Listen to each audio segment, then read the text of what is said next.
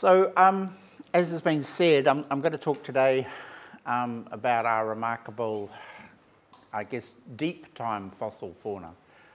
In the past, at these meetings, I've talked a little bit more about quite a lot younger fossils, but today we're talking about this Mesozoic period. This is the period that most people would know as the era of the dinosaurs, that went on for much longer than mammals have ruled the world, and came to a very abrupt end 66.1 million years ago. The work that I'm talking about today builds on work going right back to the earliest scientific research in New Zealand, and the work I'm specifically going to be talking about involves the work of a young student, George Young, who's at the University of Canterbury, and he is hopefully going to become one of the leading lights in New Zealand paleontology in the next few years, and really take forward our understanding of New Zealand's prehistory a long way. The work that we're presenting here is in association with Professor Catherine Reid in the Geology Department of the University. My wife, Vanessa De Petri, a research scientist at the University. Elle Mannering, a long-time stalwart of Canterbury Museum, our preparator, and much of the work that you're going to see today. The fossils were actually prepared by Elle over many, many years. And also Professor James Crampton from the Victoria University in Wellington, who discovered one of these very significant fossils. And the work was funded both by the museum and the university, but especially by the Brian Mason Fund and the Robert S. Allen Fund, both of which are endowments which help fund scientific research both at the university and at the museum, and are very, very important for us in being able to do this sort of research. So we're talking about North Canterbury. Whilst New Zealand is mostly made up of quite young sediments, the backbone of the South Island is made up of what we call the Torless, which is a Jurassic rocks about 150 million years old. But in several sites along the North Canterbury coast, and also a little bit inland, we do have outcroppings of rock from the sea floor that come from a period that in New Zealand parlance is called the Haumurian, but is essentially in the last period of the Cretaceous era, in the last sort of 90 to 66 million years. And this period is not terribly well represented worldwide. Most of the rocks from the Mesozoic come from probably much, much later. And in fact, in the Waipara River and the Waipara Gorge, we actually have preserved the moment in time that the Mesozoic came to an abrupt halt, and by examining that, we've found that it's full of iridium, which is something that has been hypothesized to have come from the great meteorite strike that actually occurred at this time.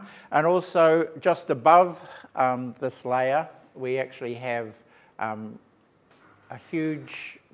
very dense bed of ferns, indicating that whatever happened 66 million years ago, suddenly ferns were the dominant species, especially in the flora, and ferns are characterized by being things which are found in dark environments, suggesting that ferns took over for a fairly brief period of time whilst the world was a dark and rather dusty place, and probably quite a cold place following this meteorite strike.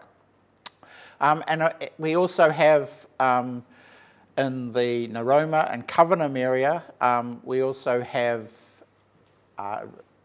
representatives, indications of this layer, this iridium spike at what's known as the KT boundary, the moment the Mesozoic came to an end. But these sites, all the sites that we show on this diagram, also have significant marine fossils. And the most significant of these we'll be talking about soon, which comes from Coverham, which is inland from Kekaringu, if any of you are familiar with the area. A really quite surprising and special place that most people probably don't get to, on all private land, and a very significant fossil site, which I think over the next few years is going to produce some really exciting finds. So I'm specifically going to talk about two special fossils in particular. From Coverham, we're going to talk about an Ichthyosaur, and from the Waipa River, we're going to talk about a Mosasaur, and I'll introduce those in a second. But first, we'll just take a step back and just discuss some of the history of the finds in the North Canterbury area. So the fossils that were found in the Waipa Gorge were found in what was known in sort of archaic parlance as the Saurian beds.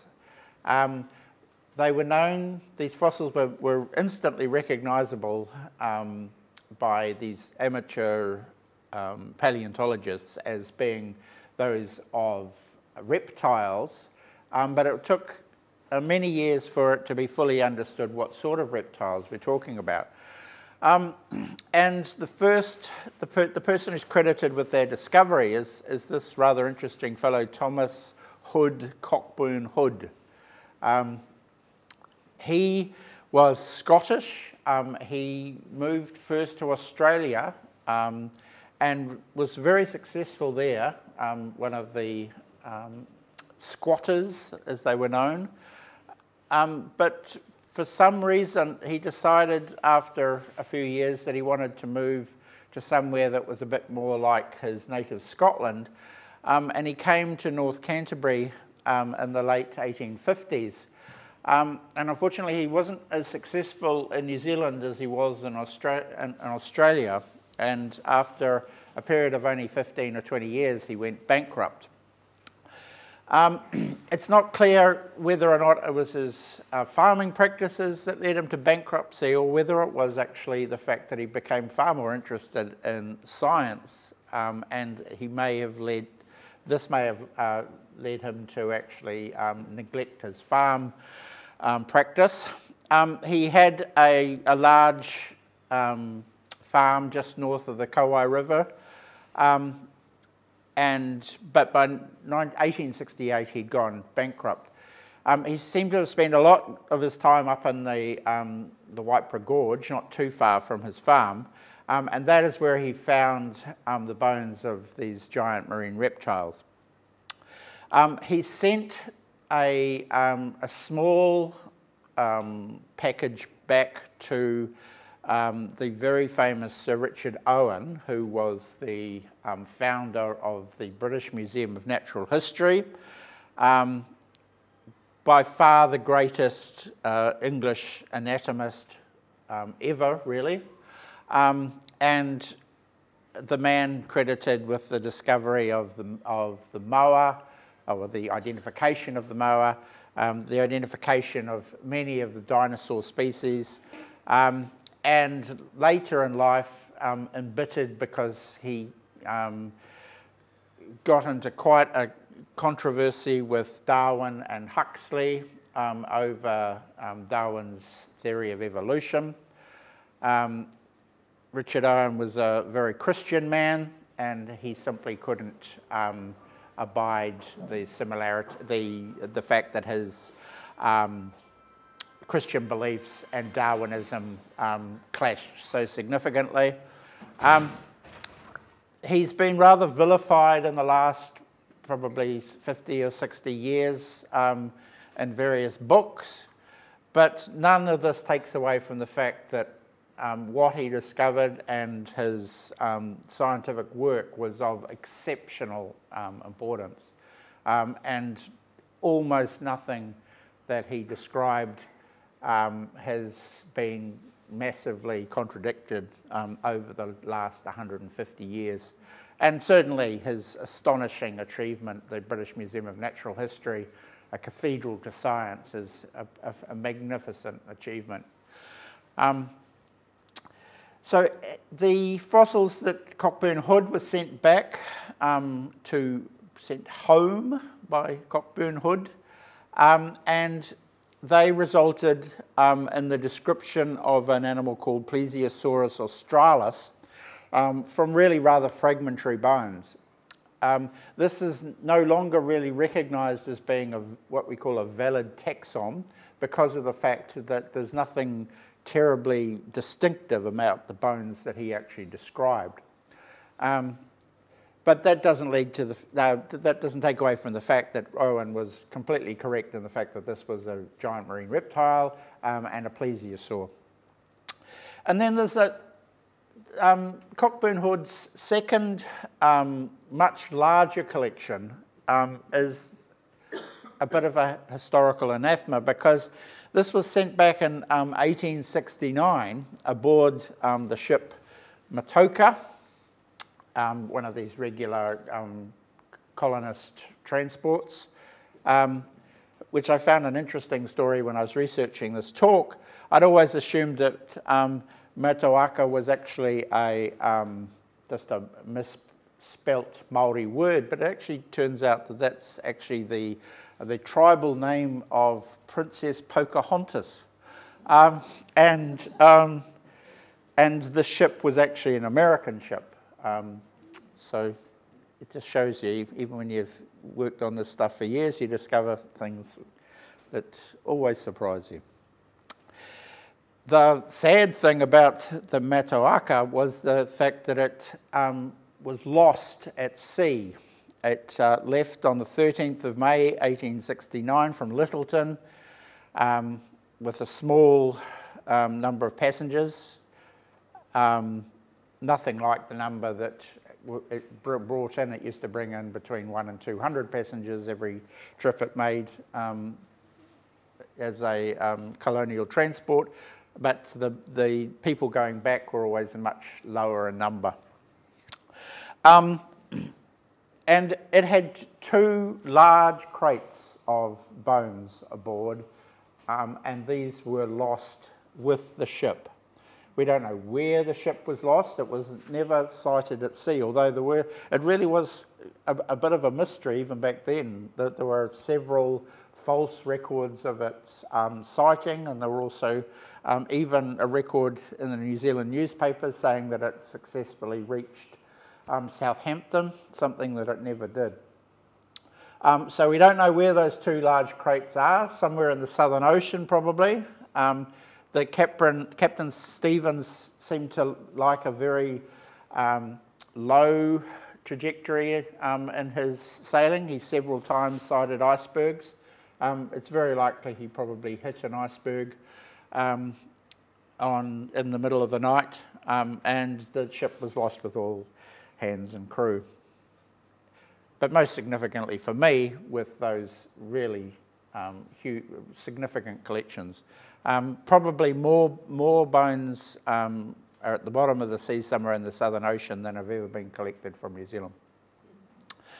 And this is when we come into a significant rivalry, because Julius Haast, later Julius von Haast, was just establishing Canterbury Museum at this point in time, and he employed Alexander Mackay to excavate this site, which he'd read about in the work of Owen, Cockburn hood and Haast never really seemed to have much to do with each other. We're not entirely sure why this might have been. Being a Scotsman, he may have had trouble with Haast's German nationality, although there's a little irony here in the fact that Mackay was also a Scotsman. Mackay went on, after the work with Haast, to become one of New Zealand's greatest geologists, even though he didn't have a formal education.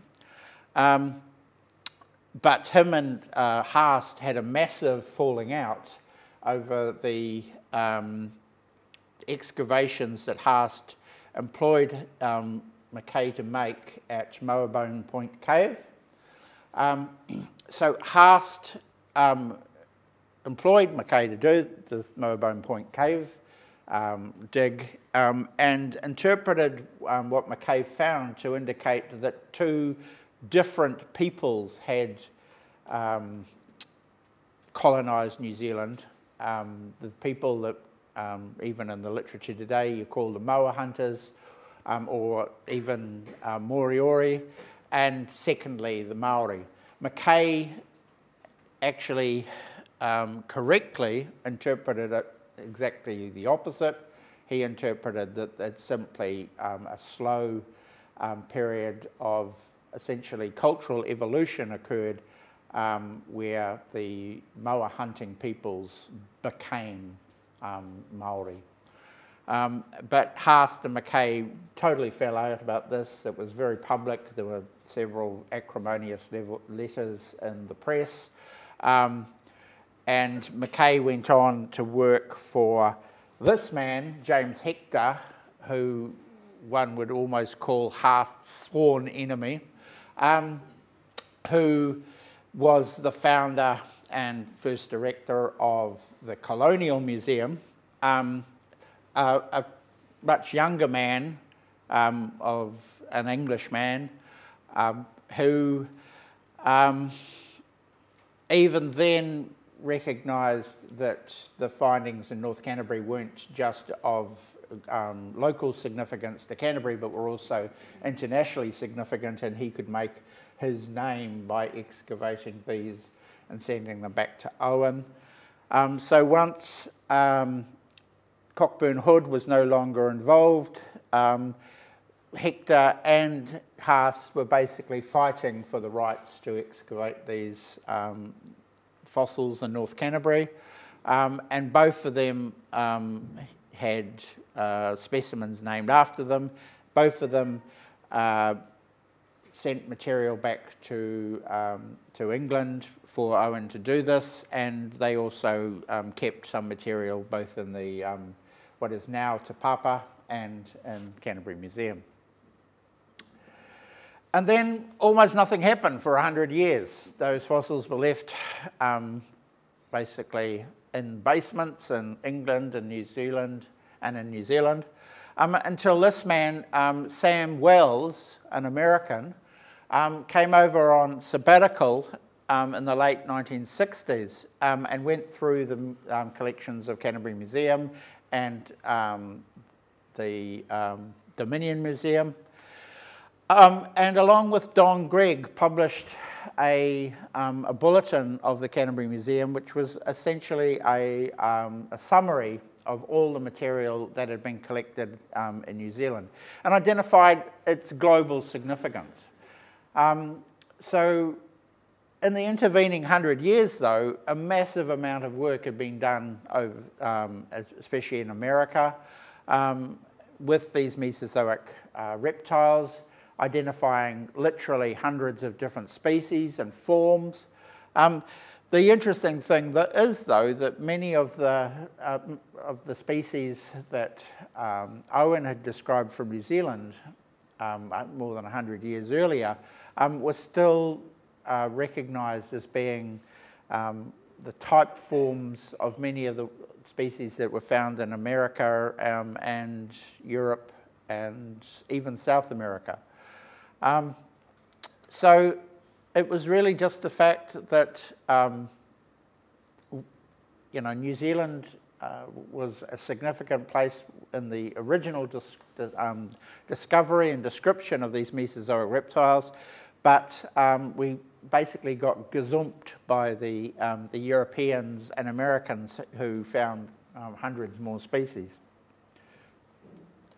So the bottom line is that the Wells and Gregg monograph of 1972 is, or was until very recently, almost the final word. There'd been a small amount of work done by Ewan Fordyce in the 1990s, describing a couple of other mosasaurs, and then in the 2000s, an American specialist, Mike Caldwell, described a couple more mosasaurs. But we're now in a situation where a lot more material is being discovered, but we have this one minor problem, is that it's massively expensive to actually prepare. And I'll get back to that in a second. So this is what the world looked like near the end of the Cretaceous. The supercontinent of Gondwana had begun to break up.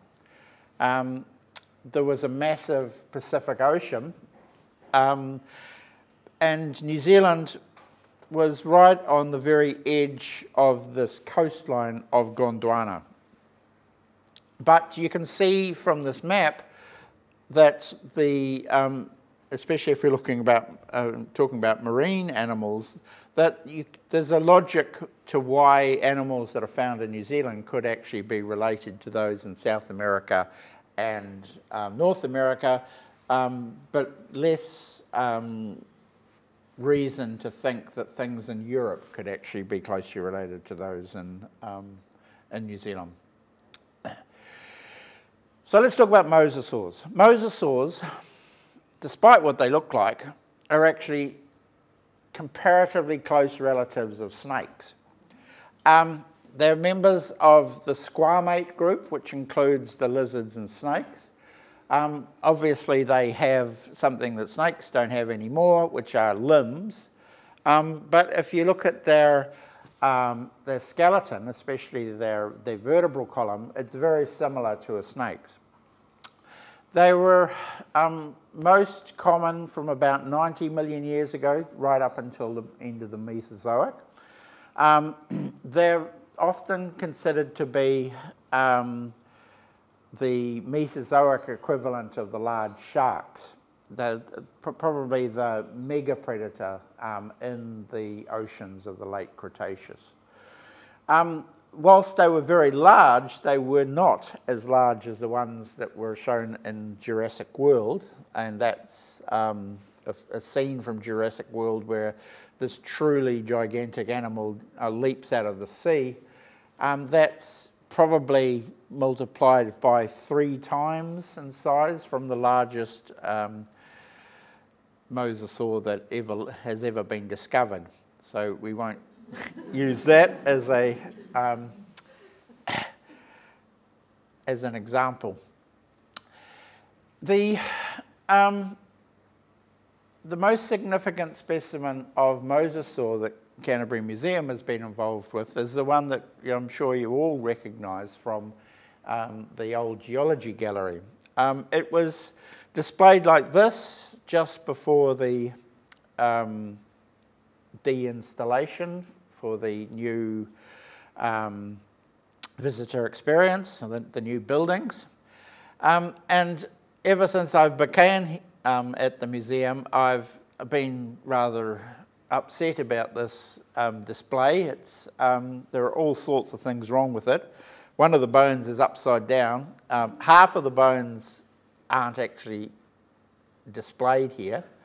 And it's exceptionally unusual to actually have a very significant specimen like this actually displayed at all in modern museums because of the fact that it's very brittle, and a little bit of it was minorly damaged in the earthquakes. This was a specimen that had been excavated in the 1960s and was described by Wells and Gregg in 1971, and it was given this name, which is Prognathodon viparensis. We believe that this is a specimen that's about 70 million years ago, and it belongs to a group of mosasaurs, the Prognathodons, which are, and this was the first one that was identified as being from Gondwana. The rest were either from North America or Europe.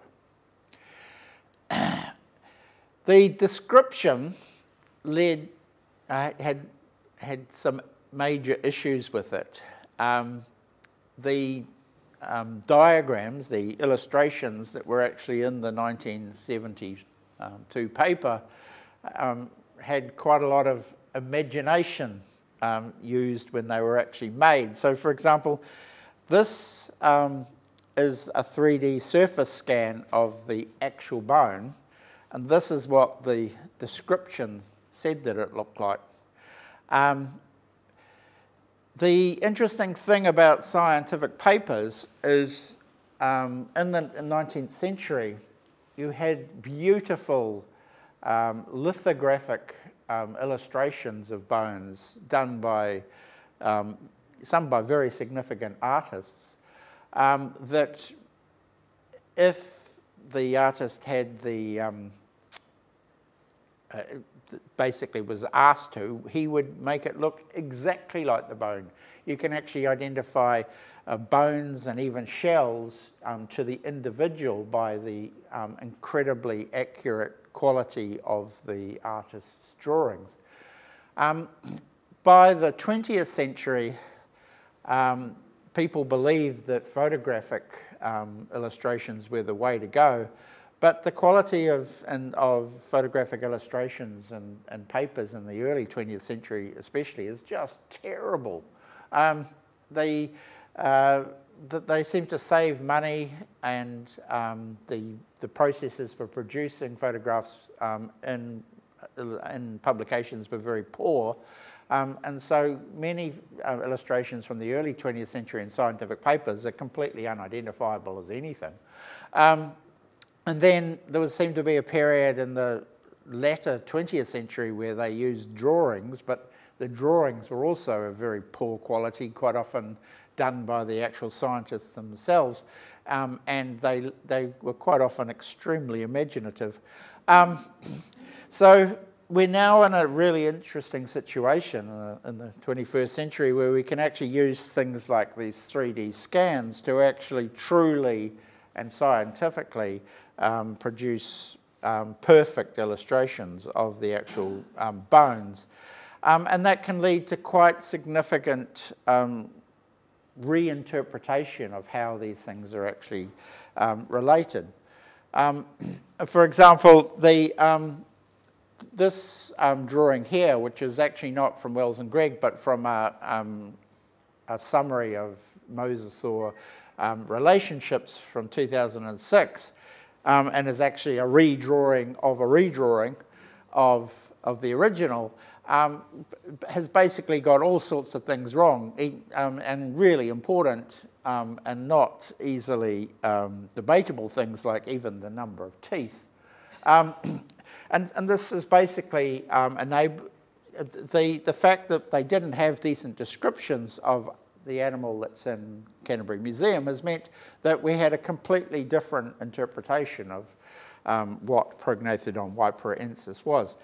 So the work that my student George has been doing is to 3D scan each and every one of the bones of the type specimen of Prognathodon and re-describe it, illustrating it so that any specialist anywhere in the world can not only truly understand what the bones look like, but also, if they want to, they can just 3D print a copy for themselves.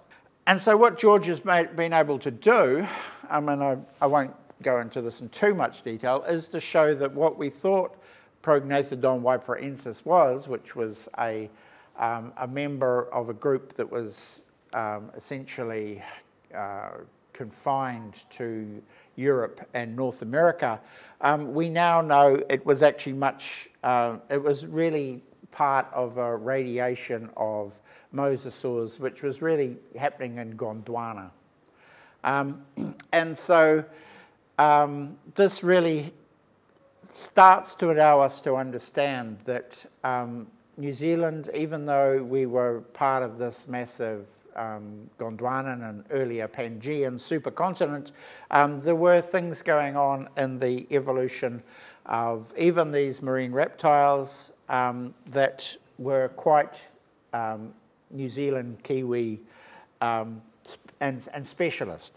But the interesting thing that we do find is there are some quite strong similarities between those in New Zealand and those in South America, suggesting that this massive, massive bay that used to exist all the way from Australia and New Zealand, all the way across Antarctica to the South American continent, had similar types of animals in it back at this time. And this is even what we're discovering in the work that we're doing in the Whitebread Gorge Paleogene from 50 million years ago, that there are strong similarities and relationships between South America and New Zealand and Australia. But the other thing that George has been able to do is entirely accurately model the 3D skeleton of the animal that we have. And as you can see, this is a massive improvement on what used to be displayed. So what we'll be able to do from this work is actually redisplay this, probably using 3D printed bones with a few of the real bones laid out nearby, but not in a life-size position. And this will be massively more impressive to the viewer, to the visitor to the museum, but firstly because there's 3 times as many teeth, and secondly because it's much larger and even I was going to say a child, but actually children know more about Mesozoic reptiles than pretty much anyone. An adult will understand what a large animal this actually is. So the other 2 groups I'm going to briefly touch on. These are the elasmosaurs, and for any of you that know the myth of Nessie, this is what Sir Peter Scott believed that Nessie, the Loch Ness monster, was, with almost 0 evidence. And the remarkable thing is that since Peter Scott decided it was a plesiosaur, a elasmosaur, that's what all the records now look like. Prior to Peter Scott deciding it was a plesiosaur, they all look like giant snakes. What it really is a drunken Scotsman on a Friday night going down to the coastline and grabbing a seal, throwing it in the back of their ute and driving back up to Loch Ness and throwing it into Loch Ness. But it's a nice idea that the plesiosaurs survived on salmon in Loch Ness, an almost biologically dead lake, for 60 million years. New Zealand does have a very significant fauna of plesiosaurs. The problem is that the bits that we need the most of, the skulls, are very poorly preserved. So this is some work that I've been doing on 2 remarkable fossils that were found in the 1960s in 2 different boulders. These were prepared by Al Mannering, incredibly. They took him nearly a year to prepare. And it was only near the end of that preparation he realised they were actually parts of the same skull. So the round object that you can see on the top of the right-hand photograph there is actually the articulation of the back of the skull with the vertebral column, and the large hole is the foramen magnum. So what we were able to do using CT scanning 4 or 5 years ago with Jose Gorman and Rodrigo Otero, an Argentinian and a Chilean, who are very interested in this group of marine reptiles, is 3D scan it and actually work out exactly what these bones are, and confirm once and for all that they are actually parts of the same skull. But not just that, also established that this specimen that was actually discovered and described in New Zealand is exactly the same group that occurs in South America in the fossils of the Andes today. Or not today, but fossils from the Andes from 70 million years ago have also been discovered to be from the same group. And then this is the work that George Young did for his master's thesis. He worked on ichthyosaurs. So ichthyosaurs, if we take the analogy that mosasaurs were the Mesozoic sharks, then ichthyosaurs were the Mesozoic dolphins. They are reptiles, though, remarkably. And these also are the group that many of you will be familiar with, Mary Anning, who walked the Jurassic coast of southern England and made a living from collecting fossils, although you know the fossils that she mostly sold were these small ammonites and other shells from this period. The thing that probably made her the most famous from a scientific point of view were the remarkable ichthyosaur skeletons that she was able to collect. And if you go to the British Museum today, up on the walls of a particular gallery, there are literally dozens of these almost perfect skulls of this remarkable of these remarkable animals. So ichthyosaurs have a much longer time range. They were around virtually the entire Mesozoic. The rather surprising thing about them, though, is that they became extinct in the Cenomanian, which is about 90 to 100 million years ago, and is it's basically almost in the middle of the Cretaceous. We don't know why they became extinct. One hypothesis is that the rise of the sharks or even the mosasaurs might have caused their extinction, but we're really not 100% sure. Ichthyosaurs are the one group of marine reptiles that New Zealand does not have many of. We don't know why that is either. It's most probably because of the fact that we just don't have the right age rocks. What is very significant is up in Mount Potts, up in Erewhon Station, the bones of what could possibly be the largest ichthyosaur have been discovered. Unfortunately, these are in rock which is almost impossible to prepare.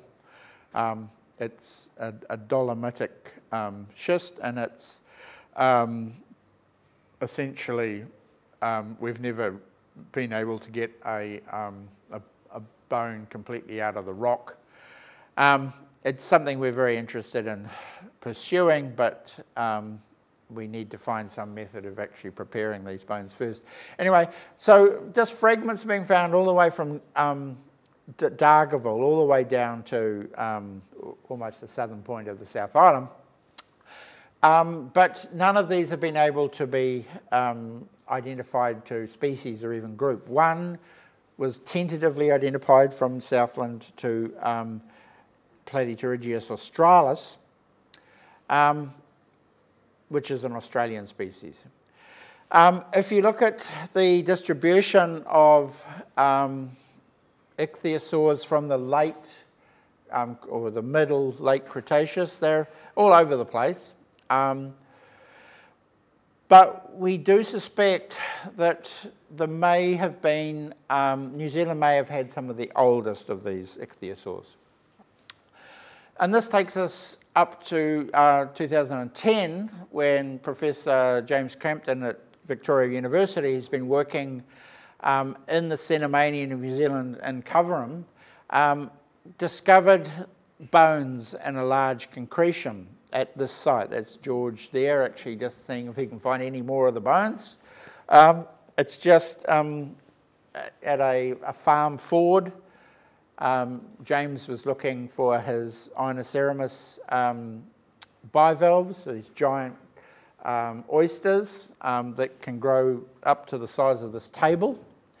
And in fact, what we need to do is actually collect one of these Inoceremuses, the size of this table, for the new visitor experience. So that'll be something I'm interested in doing. And this comes from a very rare period in New Zealand geology for preservation, which is the Cenomanian. It was quite quickly realised that what James had found was an Ichthyosaur, because they have these very distinctive hexagonal vertebrae. And it was also realised that this could be a very young one, perhaps one of the last to have ever existed on Earth. But it sat around for nearly 12 years unprepared because the rock was incredibly difficult to prepare. The work that I'm very keen on is actually using CT scanning to actually CT specimens like this. So we did a combination of preparation and also CT scanning to actually virtually prepare this animal, and this is what we actually achieved. So this is actually all the bones that we've either prepared or CT scanned out of this block. You can see up here in red, we've got parts of the pelvis. Down here, we've got part of the forefin, of the pectoral girdle. Everything in green is either the light, what we call a teal, are the vertebrae, and the bright green are the ribs. And there's one bone of the back of the skull, that yellow bone there on the bottom right. So this is all we have of New Zealand's most complete Ichthyosaur. As you can see, it's not laid out perfectly like one of Mary Anning's, but there's still a lot of interpretation that we can do. For example, we can look at the scapula, which is the bone in red that you can see there on that skeleton there. Very distinctive shape. It almost, we describe this as looking like a golf club. And this suggests that it is, in fact, reasonably closely related to those in Australia. And if you look at the hind flipper, this rather reduced hind flipper, there's a couple of interesting things there. Firstly, it's very, very reduced. This is a far smaller pelvis than any other Ichthyosaur, suggesting, as has been suggested on several occasions, that in fact Ichthyosaurs were well on the way to actually being not having a hind flipper at all, and effectively being like whales and dolphins today. They never quite got there. If this is the youngest of all Ichthyosaurs, it never lost the pelvis completely like many cetaceans do today. And then if we look at the basioccipital, which is the bone in the back of the skull of these animals, that also was highly reduced, highly streamlined, suggesting it was also very dolphin-like. And then we do this process, which is basically looking at the family tree of these animals, using the characters that we find, and we find that our new animal, which George hopefully will be giving a new species name to, is related to those in Australia and South America, but not closely. So the work that we're doing basically takes work that was done in the 1860s, 1870s, with a little bit of top-up work done in the 1970s, and bringing it forward into the 21st century.